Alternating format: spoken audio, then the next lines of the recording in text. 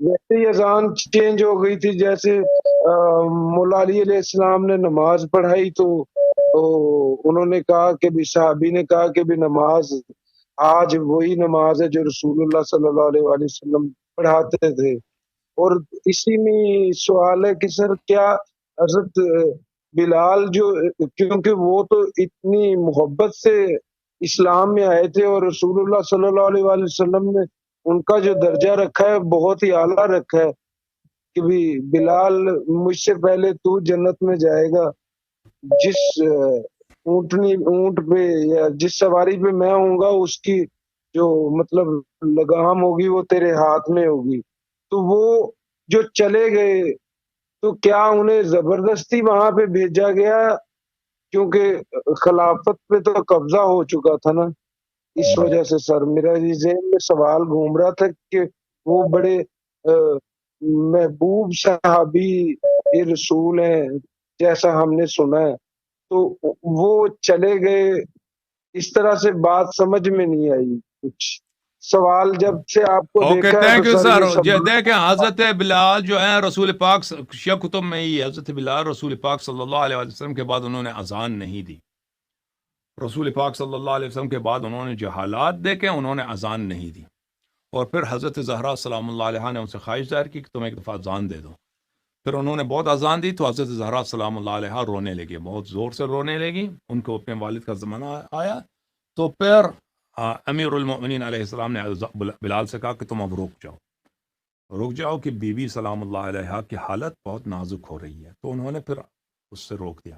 تو بلال کا یہ ہے میرے عزیز، سمجھ میں آئی نا بات آپ؟ اور یہ کہنا کہ بلال رسول پاک صلی اللہ علیہ وسلم سے پہلے جنت جائیں گے، یہ شیعہ کتب میں نے کہیں نہیں دیکھا ہے، ٹھیک ہے نا؟ اور میں نہیں سمجھتا یہ شیعہ کتب کے متعلق شیعہ کتب میں ایسی بات ہو۔ اور بلال بیچارہ ایک غلام آدمی تھے، اس کی کوئی اثر رسوخ نہیں تھا، وہ کوئی اتنا عرب جو معاشرہ تھا اس میں کالوں کی اتنی عزت نہیں ہوتی تھی، اور ایک شخص جو غلام ہے اس کا کوئی قبیلہ نہیں ہے، کچھ بھی نہیں ہے، غریب آدمی ہے، تو اس کا اتنا اثر و رسوخ نہیں ہے۔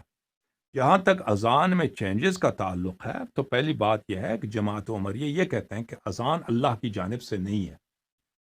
ان کا عقیدہ یہ ہے کہ یہ نبی صلی اللہ علیہ وسلم پہ کوئی وحی نہیں آیا، ٹھیک ہے نا؟ یہ وحی صحابہ پہ آیا۔ اذان جو ہے نا،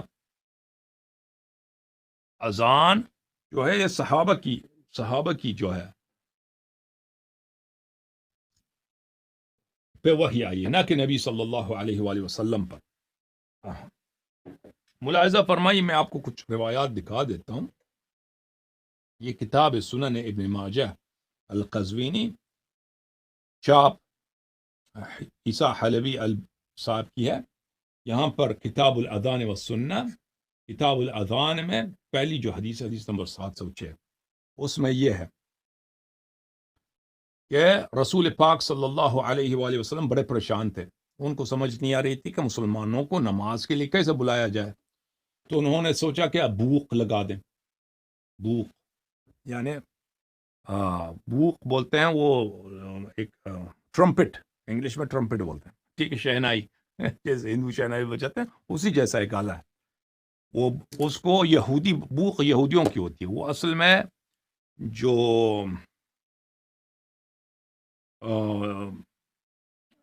حیوان کی جو شاخ ہوتی ہے نا، اس کی شاخ سے اس کو بناتے ہیں۔ اس کی میں تصویر بھی آپ کو دکھا دوں،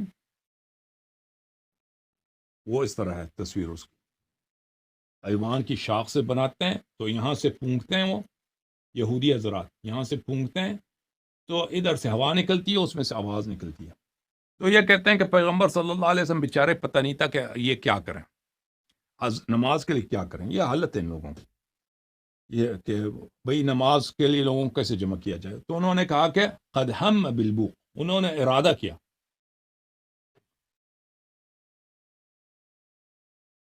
کیا کہ چلے یہودیوں کی طرح بوق بجاتے ہیں، ارادہ کیا انہوں نے۔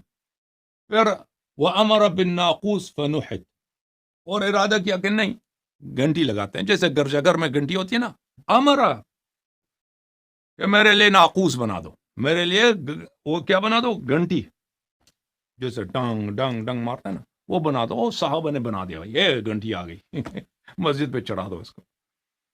ہاں لیکن کیا ہوا کہ فوریا عبداللہ ابن زید فی المنام، عبداللہ ابن زید کو خواب میں آیا کہ دو آدمی ہیں سبز کپڑے ہیں، وہ کہتے ہیں انہوں نے اذان دیا.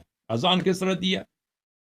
اللہ اکبر اللہ اکبر اللہ اکبر اللہ اکبر، اشہد ان لا الہ الا اللہ اشہد ان لا الہ الا اللہ اشہد ان محمد رسول اللہ اشہد ان محمد رسول اللہ صلی اللہ علیہ وآلہ وسلم، حی علی الصلاح حی علی الصلاح حی علی الفلاح حی علی الفلاح، اللہ اکبر لا الہ الا اللہ.